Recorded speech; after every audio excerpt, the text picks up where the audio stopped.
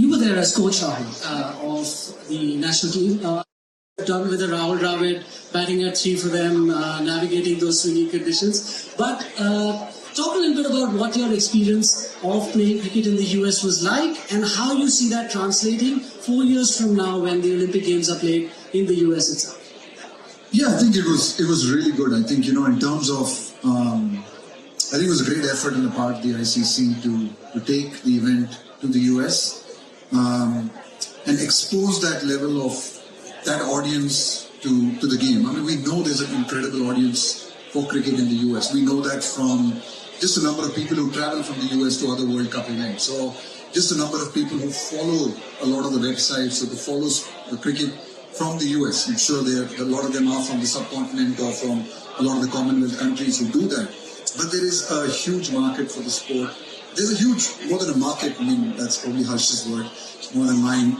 But there's a huge passion for the game in the US. And, and it was really nice to be able to play in the US. And some of those games were just packed. The India-Pakistan game, the India-US game.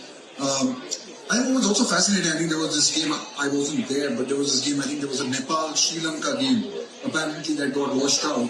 But it was packed. Apparently there were so many Nepalese who came out to support their team, and that was the other country that I think had a phenomenal World Cup. Leads into Jeff's point that just growing the game and having more people play the game was phenomenal. So I think a lot of those objectives were really achieved at the World Cup. I'm sure Jeff and his team, would have learned from some of the experiences out there. There were some learnings on the actual cricketing facilities that were available, which I think is something that you can take into the next cycle or into the next event 4 years later. So I think the potential is truly there in the US. It needs to be tapped into. It needs to be encouraged more and more. Just the fact that countries like Nepal, countries like the UAE, countries like Pakistan, India, they actually all play in the US and have incredible amount of support. Bangladesh as well, Sri Lanka. I think there's a great opportunity there, and especially for US cricket as well, to build on this success and really grow over the next 3 or 4 years, and to build on the facilities. I think one of the key things in cricket, I think, is slightly unique. We are a unique sport in the sense that facilities make they make a difference in any sport, but especially in cricket because it's tough and it's still one of the few sports that is played on a natural surface. To get that level of quality, to get that level of entertainment, that is the part that needs to be got right. And I think, we've learned, I'm sure ICC has learned a lot through this experience, which will only get better and better. But truly love playing in the US, love the effort that went into it. I think a top job done by the ICC on getting that there. Yes, that'd be a nice trip to make also, just scout in LA and find what the conditions are like. One of the things that often gets talked about, you took learnings away from that.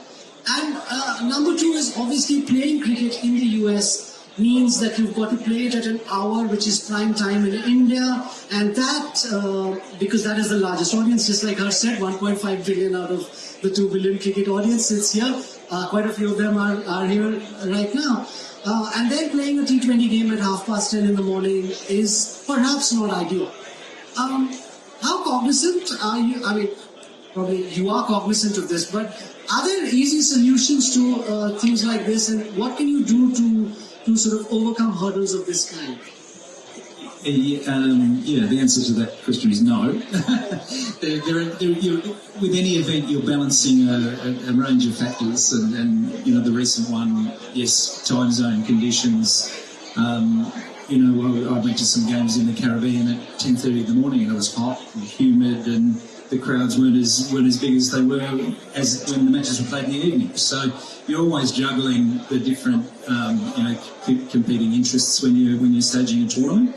And even when we look forward to Los Angeles, we've got some meetings coming up in the next, probably the next couple of months around the shape of the cricket tournament for Los Angeles 2028. And those same factors will be, in consideration there. What's the venue, the number of teams. The one thing is you've only got 2 weeks to stage your cricket tournaments. We know that we've got an identical men's tournament and a women's tournament. So, the issue of venues, the number of teams, the number of matches, the time of day, all of those, the qualification process is another one. We've got to make progress on all of those over probably the next two to 3 months. Yeah, I mean, Harsh is sitting next to you. He's got all the ideas in the world that you need, so he'll sort you out.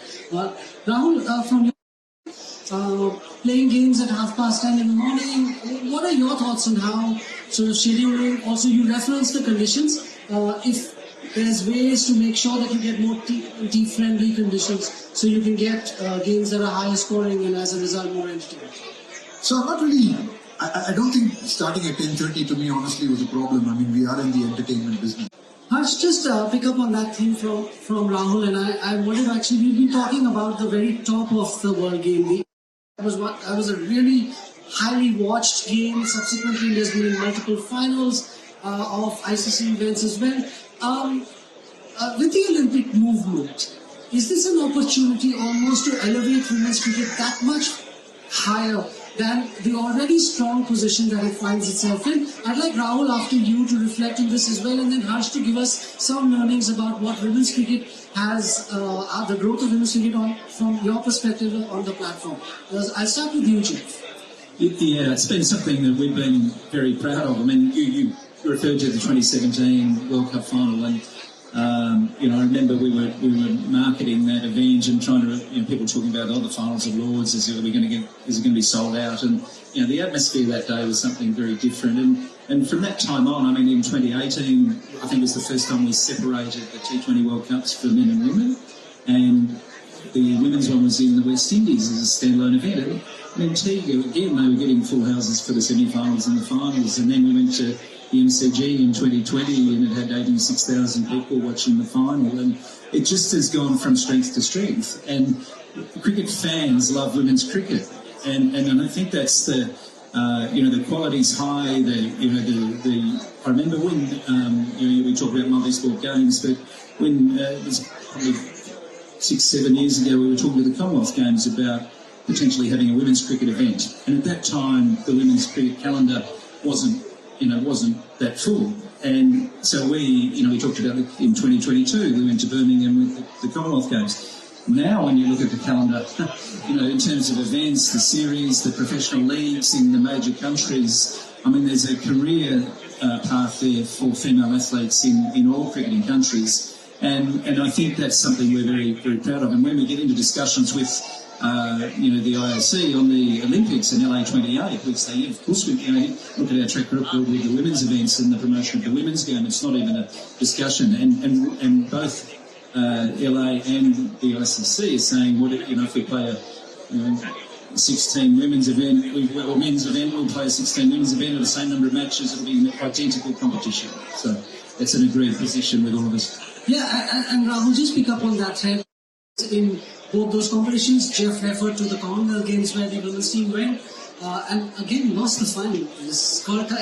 Maybe they need Rahul Dravid to be their coach so they can finally get one over the line and win a final. Just thoughts on the women's and men's competitions at the Olympics will also run concurrently. How do you see that, again, helping women's cricket take that further? I think women's cricket is already going forward. I don't really think it needs anything else. I think it's just fantastic to have both the men's and women's events now. It's probably like Jeff said. I think they've separated it at the ICC level, so men and the women don't play together. But again, at the Olympics, I think it will be fantastic to have both the men and the women's event going on concurrently and at the same time as well. But just I just think it's just incredible to see even when you talk to people at the grassroots level, I think for me, when I look at back home in India and Bangalore, and you're talking to coaches and you're talking to people at academies, one of the things that they constantly keep telling you is just the level of participation of young girls in cricket now. Every year at every academy, you'll see the percentage of number of girls who enroll in the summer holidays is just growing exponentially, sometimes even more than the boys. The number of girls taking up the sport. I think that's fantastic for cricket. You have half the population. You cannot exclude half the population. It's great that cricket is now, obviously becoming a lot more inclusive. It's becoming more and more attractive for women, like Jeff said, to be able to pursue the sport. For a young girl and her parents to be able to see that this could potentially be a career. You know, cricket can potentially be a career. You wouldn't have said that even 5-6 years ago. But to be able to say that now, I think is phenomenal. It just encourage more and more girls to play the sport. As cricketers and people who are involved in cricket, that's what we want to see, right? We know we compete with a lot of other sports for talent. We compete with other sports for people to participate in our sport. And the more and more girls that we can get to play the sport, the fantastic, the better and better it is. So, yeah, I think it's just terrific that the women's cricket is going forward. That deserves a round of applause. The industry actually, you could give us the real engagement experience, couldn't you, Harsh, about how... I think cricket will be one of the star attractions in Los Angeles.